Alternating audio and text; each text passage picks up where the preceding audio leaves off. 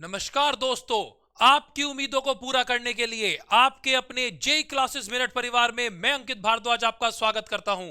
कैसे हैं आप सभी? उम्मीद करता हूं सभी अच्छे होंगे और अपना और अपनी फैमिली का ध्यान रख रहे होंगे। बच्चों, आज हम एक नया चैप्टर स्टार्ट करने जा रहे हैं। जैसा कि मैंने आपको प्रीवियस लेक्चर में आपसे बताया था कि हमारे जो लेक्चर अपना कंप्लीट हुआ था, उसके बाद मैंने आपसे कहा था कि हम ग्रेजुअली एक टॉपिक को छोड़कर सबसे पहले ऑर्गेनिक केमिस्ट्री की तरफ मूव करेंगे। तो यहां पर आज हम नया चैप्टर जो स्टार्ट करने जा रहे हैं वो आपकी बुक में आगे जाके वेरी कर सकता है। मतलब इन द सेंस अगर मैं बात करूं तो नंबर में वेरी हो सकता है कि वो आपको लास्ट में दिया हुआ हो, लेकिन ये टॉपिक जो है, ये जो चैप्टर है, ये आपके लिए इसलिए मैंडेटरी हो जाता है कि आगे के जो भी चैप्टर पॉलिटेक्निक के लेटेस्ट सिलेबस वाले हैं वो सारे चैप्टर इससे आपको बहुत ज्यादा हेल्पफुल लगेंगे। सो दैट्स वाई हम पहले ये वाला चैप्टर कंप्लीट कर रहे हैं, उसके बाद आपके बाकी जितने भी चैप्टर्स होंगे वो भी कंप्लीट किए जाएंगे।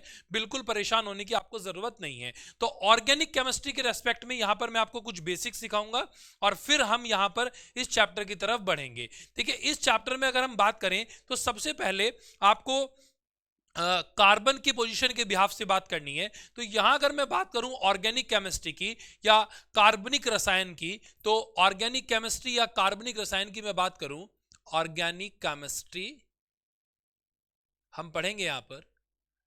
ठीक है, ऑर्गेनिक केमिस्ट्री की बात करें, कार्बनिक रसायन आप इसको कंसिडर कर सकते हैं।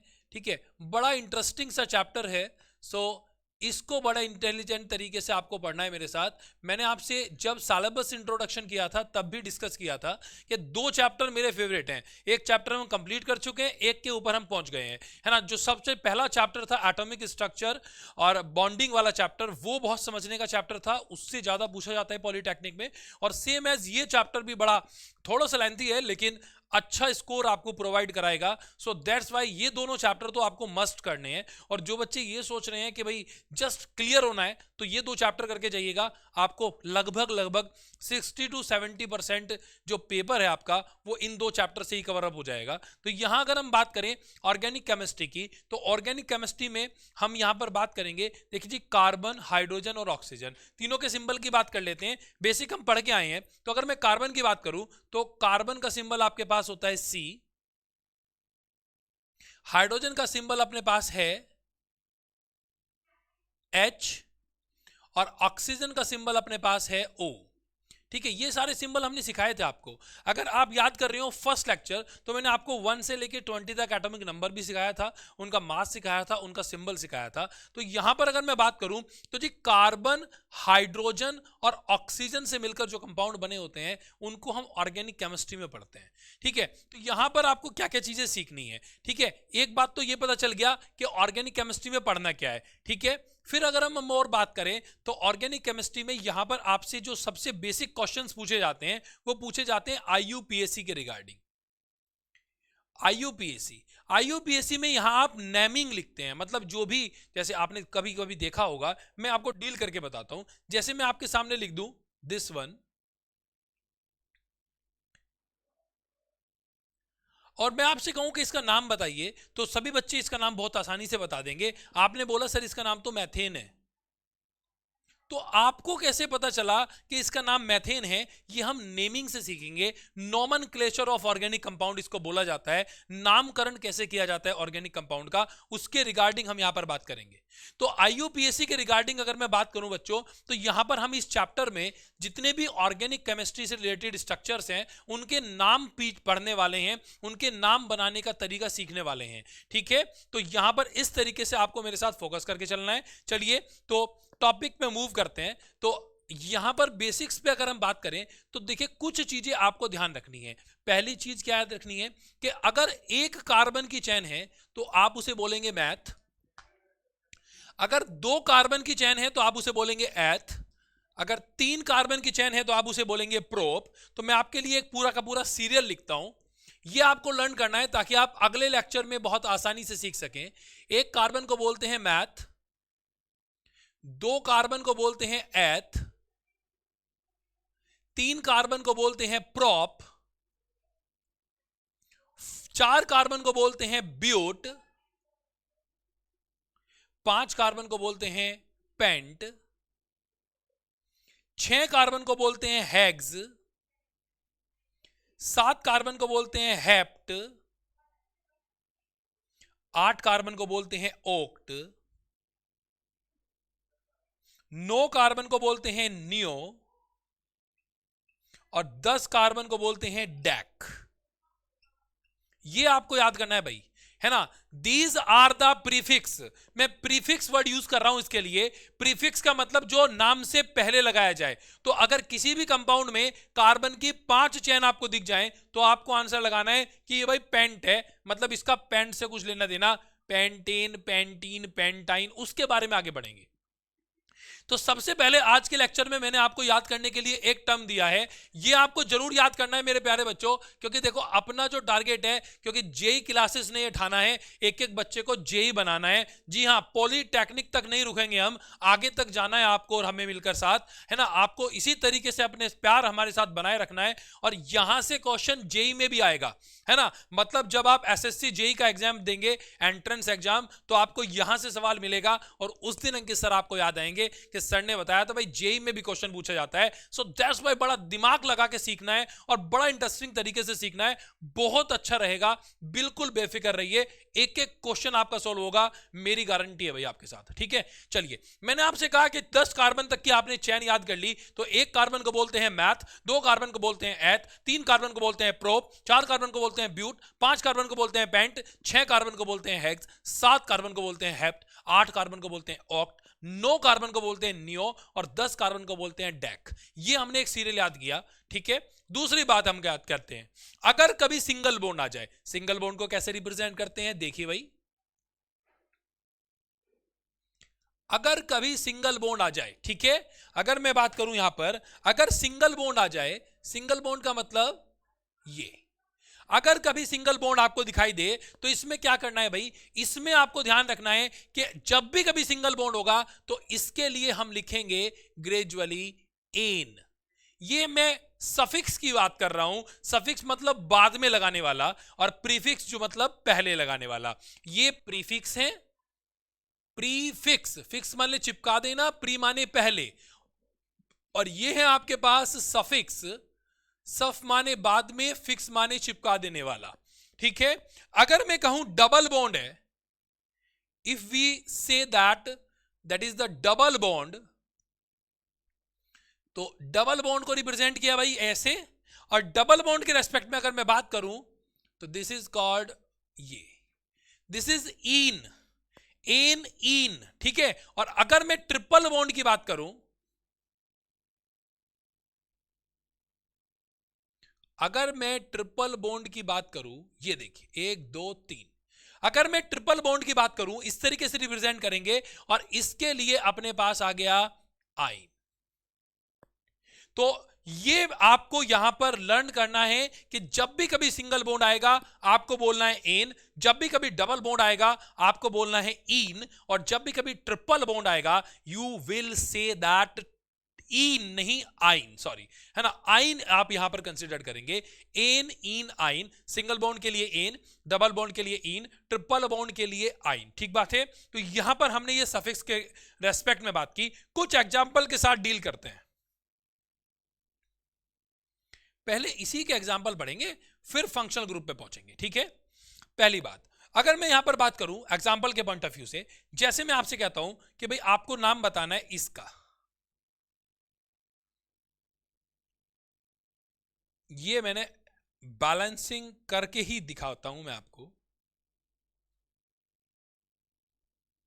ये आपके पास स्ट्रक्चर है, आपको इसका आंसर बताना है कि what is the name of this structure, इस स्ट्रक्चर का आईयूपीएसी नाम क्या होगा। तो बच्चों देखना क्या है, सबसे पहले कार्बन गिनेंगे और मैंने जैसे ही काउंटिंग शुरू की मुझे दिखाई दिया 1 और 1 2, मतलब 2 कार्बन मुझे यहां पर रिप्रेजेंट होते हुए दिखाई दे रहे हैं, मुझे 2 कार्बन का अरेंजमेंट यहां दिख रहा है, ठीक है। अब अगर मैं और बात करूं, 2 कार्बन को क्या बोलते हैं, मैंने सिखाया यहां पर आपको, दिस इज एथ। तो 2 कार्बन के लिए मैंने यहां पर लिखा एथ, फिर इसके बाद मुझे क्या लगाना है, मुझे देखना है कि यहां सिंगल बॉन्ड है या डबल बॉन्ड है। अब मैंने देखा सारी जगह पर सिंगल बॉन्ड है, तो सिंगल बॉन्ड के लिए मैंने लगाया था एन, तो मैंने इसका नाम लिख दिया जी एथीन। तो यहां पर अगर मैं बात करूं इस स्ट्रक्चर की, तो इस स्ट्रक्चर का नाम एथीन। ठीक बात है। आगे बढ़े अगर हम इसके स्ट्रक्चर पे, और देखिए भाई, यहां पर अगर मैं कहूं कि भाई मैंने क्या किया, ये मैंने इस तरीके से ये बना के दिखाया आपको, कुछ भी दिखा दो, ये लो, है ना। अब ये जैसे ही मेरे पास आया, तो सबसे पहले मुझे क्या करना है, सबसे पहले मुझे बैलेंसिंग करना है ना। ये आप हमेशा ध्यान रखिएगा कि जब भी आप आईयूपीएसी नाम लिखेंगे तो आपको बैलेंस करके लिखना है। इसका मैं रूल सिखाऊंगा आपको, लॉन्गेस्ट चेन रूल क्या होता है, ये सिखाऊंगा कि कहां से काउंटिंग करना शुरू करेंगे, कैसे काउंटिंग करेंगे, सारी चीजें सिखानी है मुझे आपको। आप बिल्कुल मेरे साथ जुड़े रहिए बस, है ना।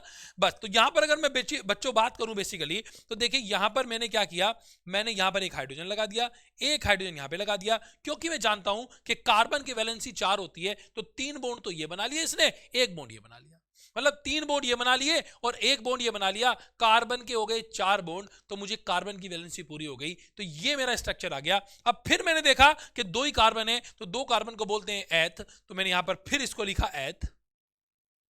अगर एक कार्बन होता तो मैं मैथ लिखता, 4 कार्बन होते तो ब्यूट लिखता, 5 कार्बन होते तो पेंट लिखता। ठीक है, इस तरीके से हमने बात की।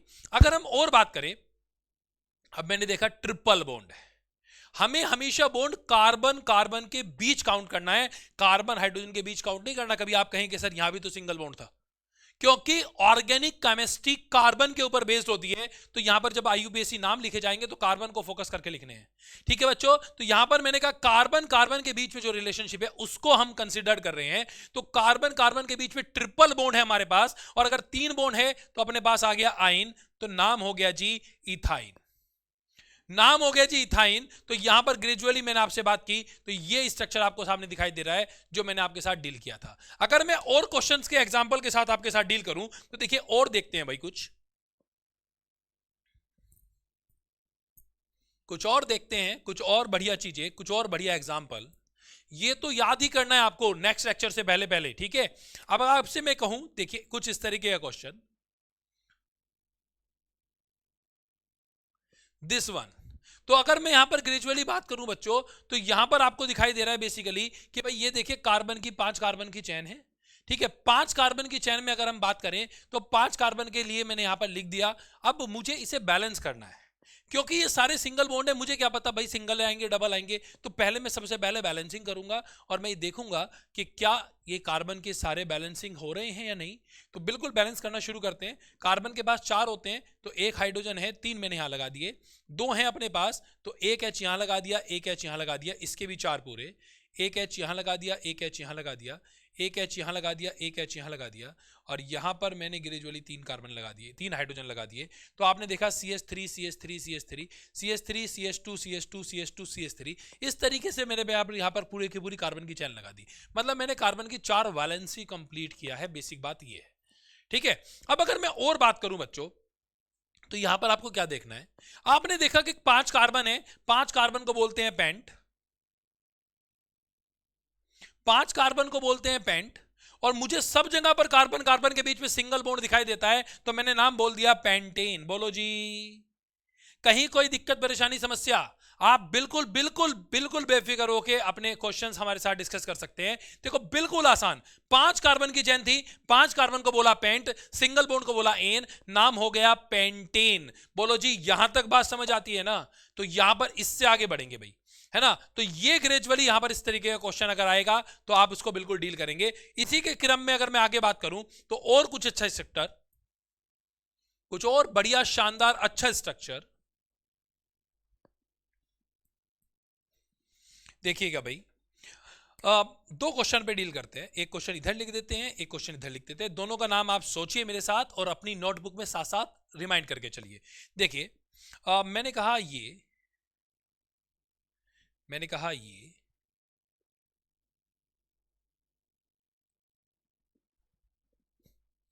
दिस वन, 2 स्ट्रक्चर मैंने यहां पर आपके सामने दिए। तो अब इसके काउंटिंग शुरू करते हैं। सबसे पहले बैलेंस करेंगे, सेम 4 हो गए, 2 और 1 3 है इसके पास, एक लिख दिया 4, इसके पास 2 हैं, एक और लिखा दिया 3 और एक 4, इसके पास पहले से ही 1 है तो 3 लगा दिया। मतलब ये मैंने बैलेंस कर दिया H लगाकर। इसी क्रम में अगर मैं बात करूं, 2 हैं इसके पास, 2 मैंने लगा दिए, 4 3 है इसके पास, एक मैंने लगा दिया 4, एक यहां लगा दिया और एक यहां लगा दिया 8, और ये यहां पर मैंने स्ट्रक्चर को बैलेंस कर दिया, दिस वन इज। तो यहां पर अगर आप देखें तो दोनों क्वेश्चंस को सबसे पहले मैंने बैलेंस करने की कोशिश किया है ताकि आप इसके रेस्पेक्ट में जो भी आंसर लगाना चाहें वो लगा पाएंगे। तो बच्चों यहां पर अगर आपको ध्यान देने वाली बात है कि अब यहां पर कुछ नया बॉन्ड का कॉन्सेप्ट आया है। मतलब आपने देखा कि एक जगह पर ये डबल बॉन्ड आ गया। अब आप ऐसे मत सोचना कि सर यहां पर तो सिंगल है, हमें सिर्फ डबल बॉन्ड को कंसीडर करके चलना है। उसका रीजन सुनेंगे, उसका रीजन ये यहां लिखेंगे भाई ऊपर, डबल बॉन्ड सबसे ज्यादा स्टेबल, फिर उसके बाद ट्रिपल बॉन्ड उससे कम स्टेबल, और सिंगल बॉन्ड सबसे कम स्टेबल। इसका रीजन बताऊंगा आगे किसी क्लास में कि why double bond is more stable than that of the triple bond. गलती मत करना, ट्रिपल बॉन्ड से ज्यादा ताकतवर होता है डबल बॉन्ड, ठीक है। अंकित सर बता रहे हैं, कुछ ना कुछ बात होगी, ठीक है। चलिए, तो यहां अगर हम बात करें डबल बॉन्ड आपको दिखाई दे रहा है, तो डबल बॉन्ड ज्यादा स्टेबल है, तो डबल बॉन्ड के हिसाब से नाम लिखा जाएगा। सबसे पहले कार्बन गिन लो, 1 carbon 2 carbon 3 carbon 4 carbon, 4 carbon, तो 4 कार्बन को बोलते हैं ब्यूट। और जैसे ही मैंने देखा डबल बॉन्ड तो मेरे पास आ गया इन, तो मेरा नाम हो गया ब्यूटीन। लेकिन अब हम इसे और करेक्ट करेंगे क्योंकि आप अंकित सर से पढ़ रहे हैं, 1% भी डाउट नहीं रखना है। अब हम यहां पर बात करते हैं। आपने कहा सर ठीक है, मान लिया मैंने आपकी बात कि डबल बॉन्ड है यहां पर, लेकिन मैं तो यहां से गिनती करूंगा 1 2 3 और 4, मतलब तीसरे वाले कार्बन के पास डबल बॉन्ड है, तो आपका आंसर गया ब्यूटीन 3, ठीक है। ब्यूट 3 इन कह दो या ब्यूटीन 3 कह दो। और अगर मैं गिनती इधर से गिनूं 1 2 3 4, इसका मतलब यह हुआ कि कार्बन मेरे पहले वाले कार्बन पर ही डबल बॉन्ड है, तो मेरा नाम आंसर जो गया वो ब्यूट 1 इन, या फिर आप कह दीजिए ब्यूटीन 1, एक ही बात है।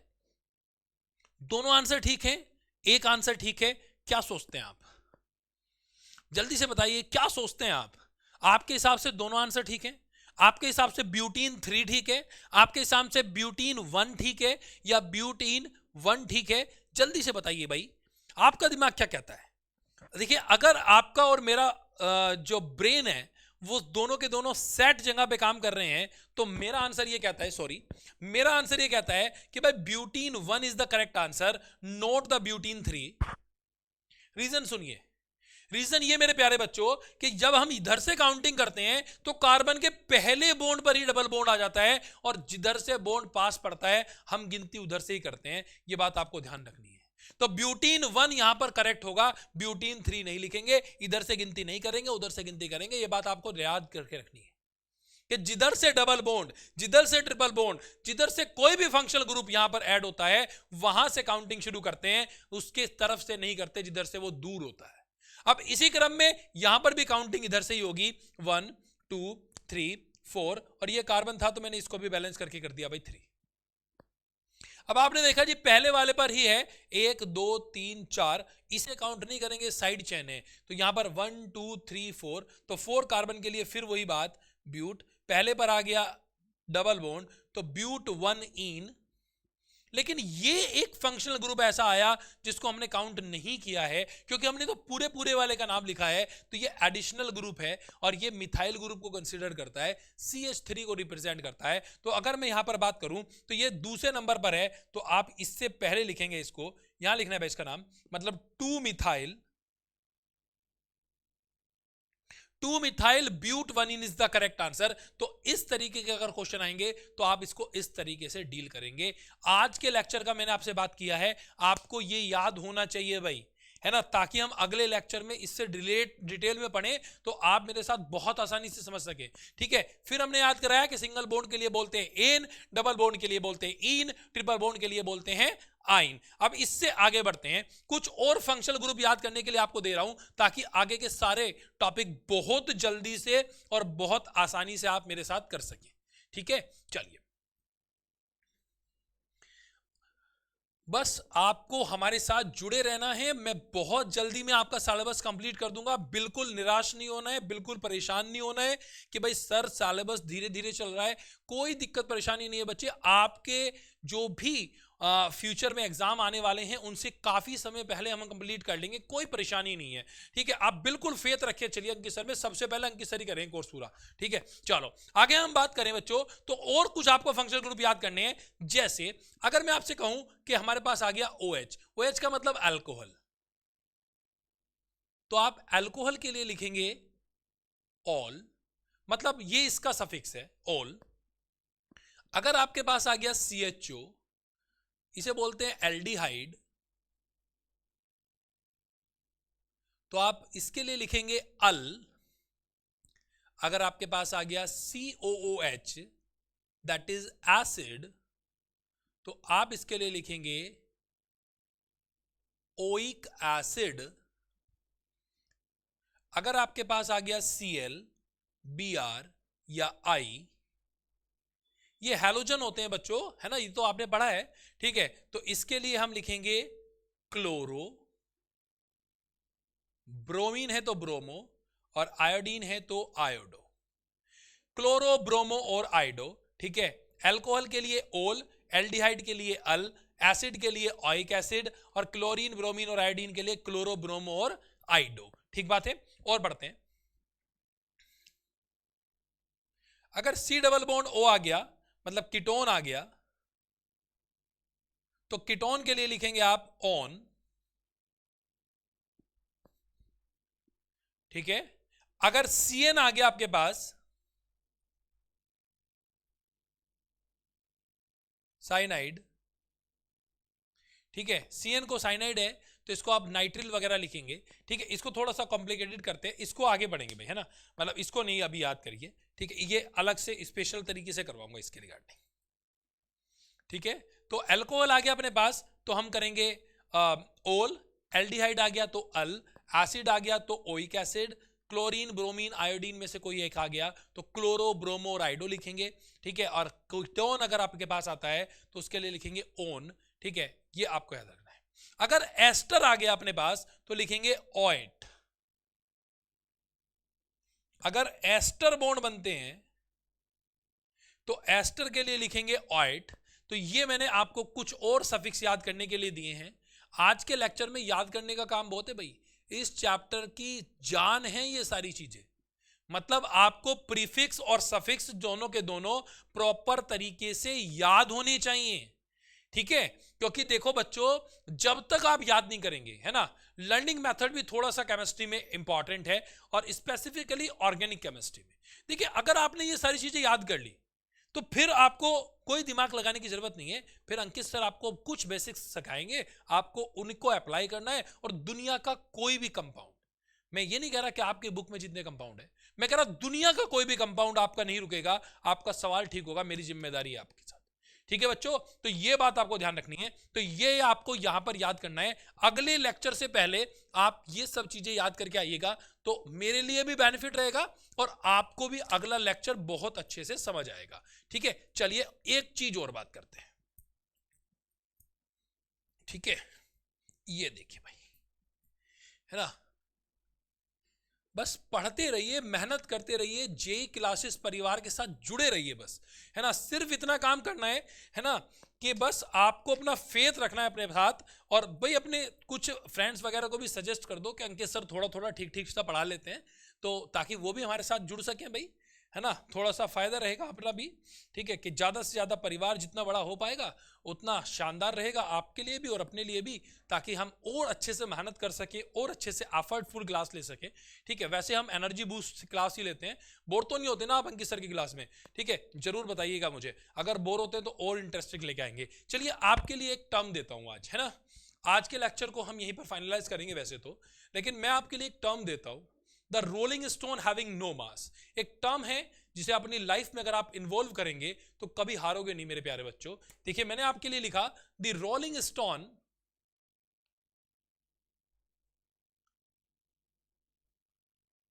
हैविंग नो मास।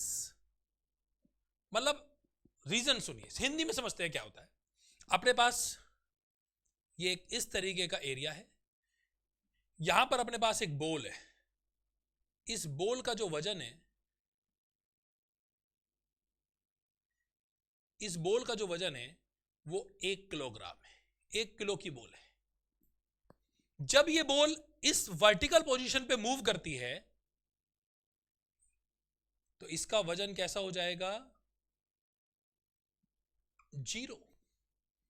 ठीक है, रोलिंग जब होता है किसी बॉल का, किसी भी पत्थर का, किसी भी वेट का, तो उसका कोई वजन नहीं होता, मतलब उसको 0 कंसीडर किया जाता है, क्योंकि वो मूव करता रहता है। क्योंकि आप जानते हैं कि अगर हम वेट के रेस्पेक्ट में बात करें तो W = m/g, मतलब mass into gravitational force. G की वैल्यू, यहाँ G की वैल्यू रोटेट नहीं कर रही है, चेंज हो रही है, तो G की वैल्यू 0 हो जाएगी, और जब मास से मल्टीप्लाई करेंगे तो 0 आएगा। यहाँ फिजिक्स समझाने का कॉन्सेप्ट नहीं था, या आपको आपकी लाइफ से कनेक्ट करने के लिए एक सेंटेंस दे रहा हूं, the rolling stone having no moss, कि जिसका रोलिंग है क्या? ब्रेन। जिसका ब्रेन रोल कर रहा है कि भाई यहां पढ़ लें, वहां पढ़ लें, इतना पढ़ लें, उतना पढ़ लें, उसका कोई वजन नहीं है मेरे बच्चों। तो अगर आप चाहते हैं कि आपकी स्टैंड हो, ठीक है, आपकी लाइफ में आपकी एक पोजीशन हो, है ना। देखिए, मजा तो तभी है ना लाइफ में जीने का कि जब आप किसी के यहां पहुंचे तो सब आपके सामने खड़े हो जाए, है ना। इसे कहते हैं रेस्पेक्ट। जब कोई आईएएस ऑफिसर किसी जगह पर पहुंचते हैं तो सब उनको रेस्पेक्ट देते हैं। जब कोई बहुत एक तरीके से सिविलाइज पर्सन कह दीजिए, या फिर बहुत इंपॉर्टेंट पर्सन होते हैं, जैसे अगर हम बात करें अपनी चीफ मिनिस्टर की बात कर सकते हैं हम अपनी, या स्पेसिफिकली प्राइम मिनिस्टर के बारे में बात कर सकते हैं, राष्ट्रपति जी के बारे में बात कर सकते हैं, तो ये एक अच्छी पोजीशंस पर लोग वर्क कर रहे हैं। और जब वो कभी पहुंचते हैं तो लोग बाग उनको सम्मान देने के लिए खड़े हो जाते हैं। तो जिंदगी का मजा तो मेरे बच्चों वही है कि जब आप कहीं पहुंचे तो आप के साथने वाले सभी आपको सम्मान देने के लिए खड़े हो जाएं, इतना ऊंचे बने कि आपके माँ बाप को आप पर गर्व हो। ये आपकी जिंदगी का मकसद होना चाहिए। तो आपको आज के लेक्चर में मैंने एक छोटा सा अपना कोटेशन दिया है कि बच्चों, अपने ब्रेन को स्थिर रखिए, जो आपने ठाना है उसको पूरा करने के लिए लगातार प्रयत्न करते रहें, जरूर आपको सफलता मिलेगी। और अगर आप अपने माइंड को डाइवर्ट करेंगे, ये सोचेंगे भाई पॉलिटेक्निक कर लें, फिर ये कर लेंगे, फिर ये कर लेंगे, कुछ नहीं होने वाला। मैं कड़वा बोलता हूं लेकिन सच बोलता हूं, अपने जिंदगी के एक्सपीरियंस से आपको बता रहा हूं। जो भी करना है सॉलिड करना है, और उसे इतनी लगन से करना है कि आपसे बेस्ट ऐसा कोई कर ना सके, आपको जरूर सफलता मिलेगी। तो आज के क्लास को यहीं पर फाइनलाइज करते हैं। आशा करता हूं कि क्लास भी समझ आई होगी, और जो मैं मैसेज आपको कन्वे करना चाहता था अपने प्यारे प्यारे बच्चों को, वो मैसेज आपको स्ट्राइक किया होगा। तो आज की क्लास को यहीं पर फाइनलाइज करते हैं। धन्यवाद। जय हिंद, जय भारत।